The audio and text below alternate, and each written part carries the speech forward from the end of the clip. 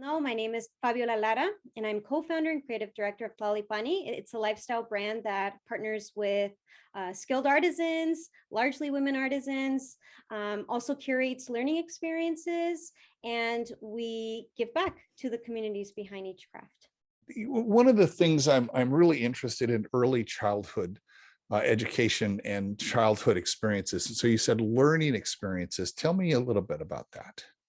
Yeah, well, both Sabith, my husband, and I were both educators. So that learning component is really important for us. It's not just about these crafts and that they look nice, but we really want to make sure that we're raising awareness in terms of like, what is the knowledge and the traditions behind these crafts and who makes them and how do they make them? So that's kind of what we mean in terms of these learning experiences. We really work to put together webinars, in-person events, and things like that. So part of the challenge, now I'm guessing you're working with marginalized communities down in Mexico. Is that correct? Yes, that's correct. So all of our artisans, they are indigenous, and they're in Oaxaca, which is one of the states in Mexico that has the largest population of indigenous peoples. And give me an example of, give me the oldest craft that is still being done today. Oh, Mark, that's a really great question. Well, there's several actually, and I think a lot of the crafts that form part of our community go back centuries, actually Right. before Spanish colonization. So give me, so I mean, I think of baskets, I think of canoes, I think of, now I'm sorry, my geography is not great. Is Oaxaca a coastal state or is it an inland state? So it is coastal, Mark. It's right on the Pacific Ocean. So there's a coastal side to the west, and it's a really big state. It's right in the, I would say, middle south part of Mexico. And there's a lot of craft traditions. You just named one of them, which is basket weaving, which essentially uses different types of materials. But the ones that our artisans specifically work with is palm fiber. So palm trees. Yeah. That's essentially where it comes from. And then, of course, wool that comes from sheep. And they also work with cotton, which is also locally grown, although not abundant in comparison to other countries. But these are all different types of materials that are used now, that our artisans use now, and that have been used for centuries, really. Well, that's what's particularly interesting to me, how these crafts get passed down, over and over. So a question that comes to mind, because I'm also interested in sustainability and how do we keep these things going, has I'll call it modern civilization. Has modern civilization kind of put its paw prints, if you will, on these and changed how things have been doing over the centuries, or is all of this sustainable in the sense of the materials and the way they work? It's the same way they did it 300-400 years ago. Yeah, Mark, I think there's been slight modifications. Like in the 20th century, there were these wooden looms that were introduced, right? Okay, In the turn of the century. And that's essentially what our artisans use. But again, they don't run on electricity. They're completely operated by hand and foot.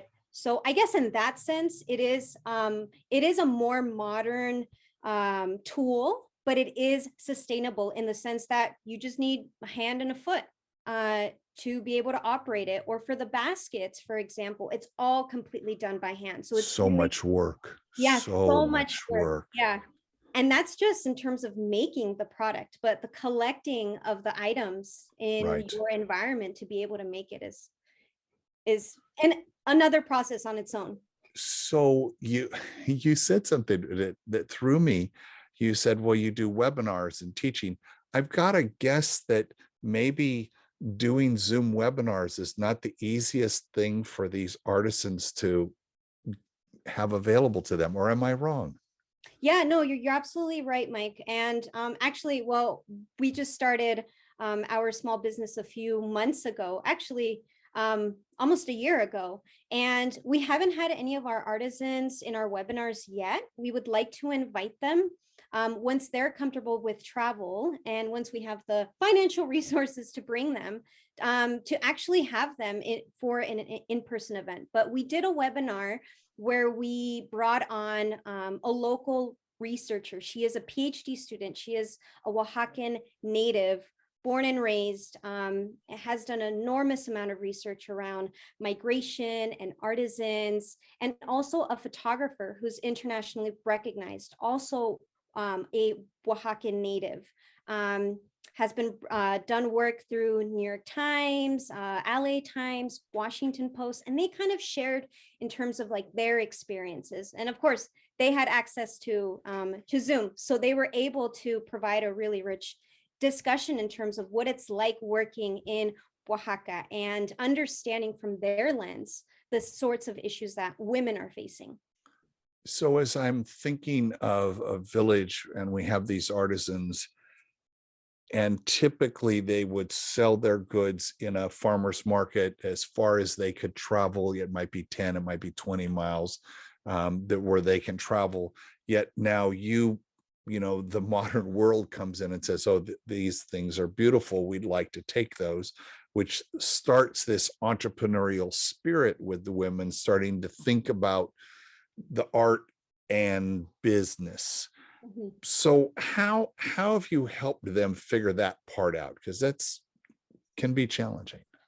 Yeah, no, that's a really great question, Mark. And actually, most of our artisans and most of the artisans that we've encountered have more experience working with middlemen. So they Oh. essentially, yeah, and unfortunately, not great experiences. So these people essentially show up and they're like, oh, I'll give you, I don't know, $2 for this beautiful rug, right? Which in fact, it didn't even cost $2 for them to make the rug. It was like months of handwork Sure. and hours of labor. And so that was mostly their experience. And when we kind of decided to work with them, it was really to find a way to make sure that they're fairly compensated. And for us, that really means like they know the value of their work. These are highly skilled artisans that we work with. Again, we don't work with all artisans that we come across, but they've been selected because they provide high quality, consistent work.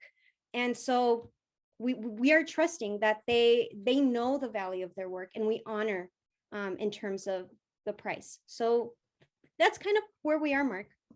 One of the things that I've noticed in the many conversations we've had, especially with populations that you wouldn't think are technologically savvy, Mm-hmm. everybody has a cell phone. That Yeah. seems to be ubiquitous. We Mm-hmm. have cell phones. Yeah. And so we have the internet. And I'm really curious. So we've got maybe a 35-year-old mom Mm-hmm. who works with other 35-year-old-ish women, moms. They've got 2, 3 kids, and maybe their kids are teenage kids. And I'm curious, do those teenage kids want to continue this craft that's been brought on by, many generations of moms? Or do they want to get out and not be an influencer, but go out and be a child of a digital citizen? Mm-hmm. Yeah, I think, Mark, for a lot of these children, they're actually quite proud of this Oh, knowledge and their oh, heritage. But oftentimes what we found is that, and with our conversations with them, is that they don't see the point in maintaining this if there's no financial oh, benefit. okay. Yeah. Yeah. So at the very start, right before we started working, we conducted, and actually we continue to conduct a series of interviews in terms of like understanding what are the challenges that artists and families face in terms of like sustaining their craft. And we're specifically interested in the younger generations. And this is what has come up quite a bit is that they say Oh, we're very proud of our heritage and this knowledge that comes from our ancestors and that our parents are working on now. But we really want to make sure that that we can sustain ourselves and that there is financial benefit for us to be able to continue it. If not, I will pick up an office job and do something else. I'll sit behind a computer and, I don't know, use more technology and not really do this. Yeah. So do you feel that you have been able to give them an opportunity to say, here's how you can build a sustainable employment that will actually give you a reason to do this and continue this so it continues on for generations? And what's the biggest challenge when you're communicating that opportunity to them? Yeah.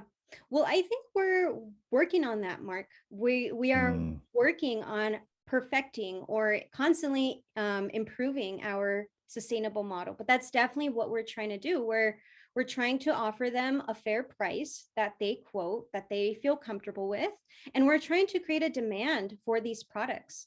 At least here in the US and in North America for people. I mean, these are products that people use in their homes, and that they might buy from other places, but these are products that are handmade and they are packed with a ton of knowledge and skill. And so I think that's what we're trying to do. We're trying every day to create a model that works for our artisans too and generate that demand from our community.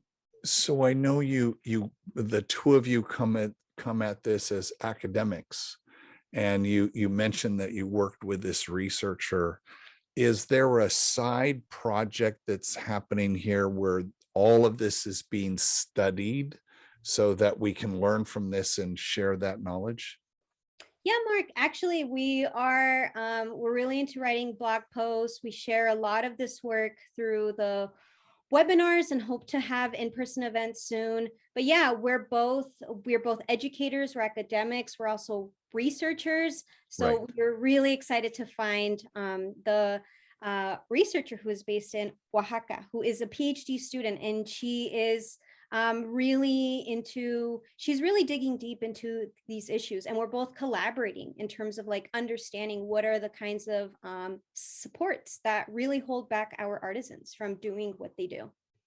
What during this work in the last year, and let's park COVID because that's affected everything. We know that.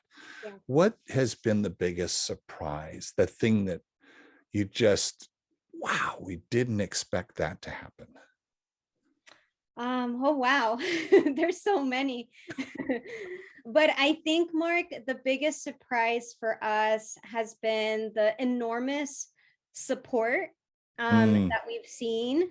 I think we knew that this was something that people would be excited about, but I think we didn't understand the level of excitement oh, and support that we would be receiving. And so I think every month we just kind of become more and more convinced, like, okay, this is we should continue doing this. We're getting those reaffirmations.